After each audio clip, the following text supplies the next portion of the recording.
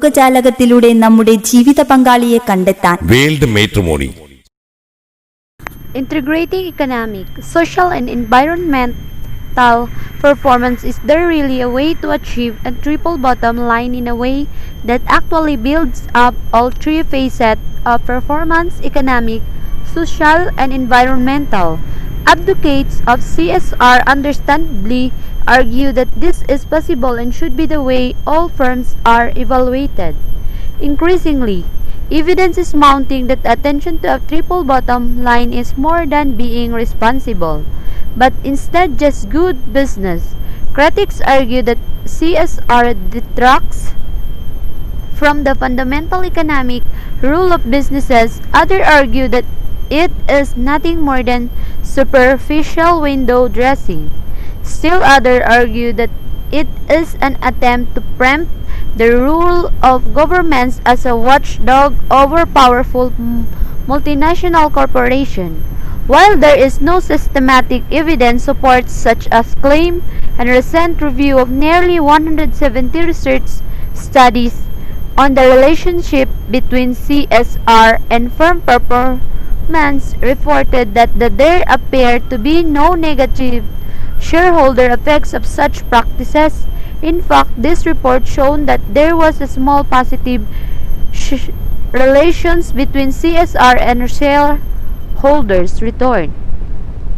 Similarly, companies that pay good wages and over goods benefits to attract and retain high caliber employees are not just being socially responsible, they are merely practicing good management. 6. The financial benefits of social or environmental CSR initiatives vary by context. For example, environmental friendly strategies are much more complicated in the customer's products and services market. For example, cosmetic retailer The Body Shop and Starkist Seafood Company and strategic business unit of Heinz Foods both undertook environmental strategies, but only the former succeeded. The Body Shop goes to treat land to ensure that its business is ecologically sustainable. 7.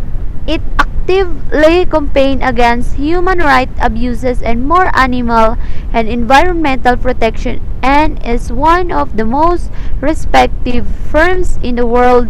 Despite its small size, consumers pay premium prices for Body Shop products, ostensibly because they believe that it is simply costs more to provide goods and services that are environmentally friendly.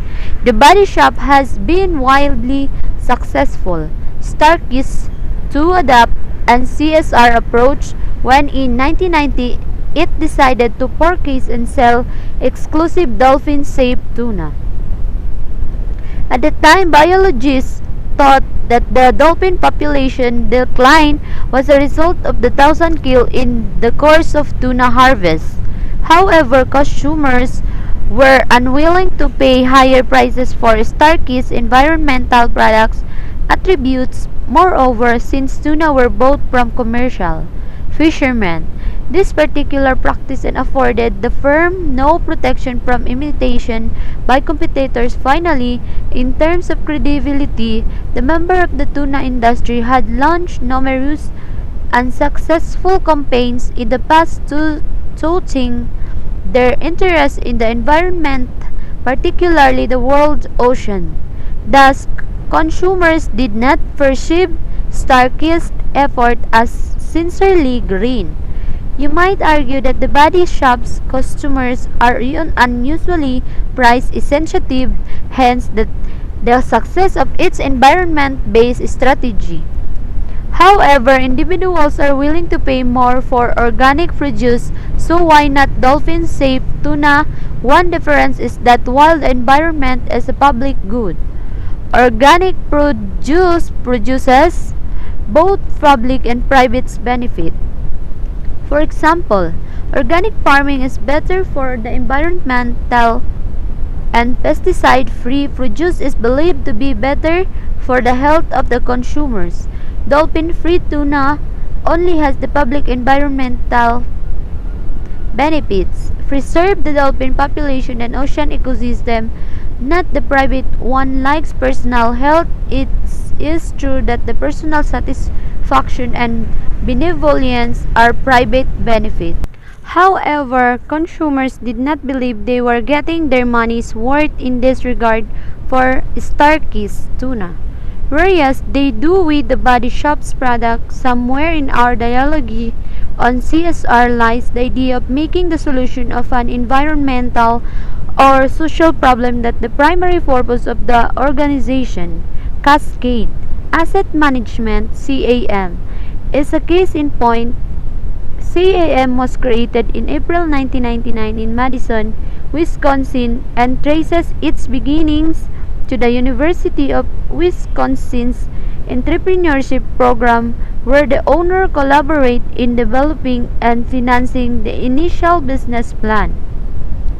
CAM is a private for-profit enterprise established to provide for the environmentally responsible disposition of computers and other electronics generated by businesses and institutions in Wisconsin. With their experience and relationship in a surplus asset disposition and computers hardware maintenance, the founders were able to apply their skills and educations to this new and developing industry. Firms are willing to pay for CAM's service because disposal of surplus personal computers (PCS) is recognized as risky and highly regulated given the many toxic material embedded in most components. CAM's story is also credible, whereas Starkey's had trouble selling its CSR story. The company was one of the original signers of the Electronic Recyclers Pledge of True Stewardship. Signers of the pledge are committed to the highest standard of environmental and economic sustainability in their industry and are expected to live out this commitment through their operation and partnerships. The basic principles of the pledge are as follows: no export of untested whole products or hazardous components or commodities (CRTS) circuit boards to developing countries, no use of prison labor, adherence to an environmental and worker safety management system, provision of regular testing and audits to ensure compliance, and support effort to encourage producers to make their products less toxic. CAM has grown rapidly and now serves over 500 business and institutional customers from across the country. While it is recognized as one of the national leaders in responsible one-stop information technology (IT) asset disposal, its success is attracting new entrants such as IBM, which view PC recycling as another profitable service they can offer their existing clients base. Key takeaway: organizational performance can be viewed along three dimensions: financial, social, and environmental, collectively referred to as the triple bottom line, where the latter two dimensions are included in the definition of CSR. While there remains debate about whether organizations should consider environmental and social impacts when making business decisions, there is increasing pressure to include such CSR activities in what constitutes good principle of management. This pressure is based on arguments that range from CSR help attract and retain the best and brightest employees to show that the firm is being responsive to market demands, to observation about how some environmental and social needs represent great entrepreneurial business opportunities in of themselves.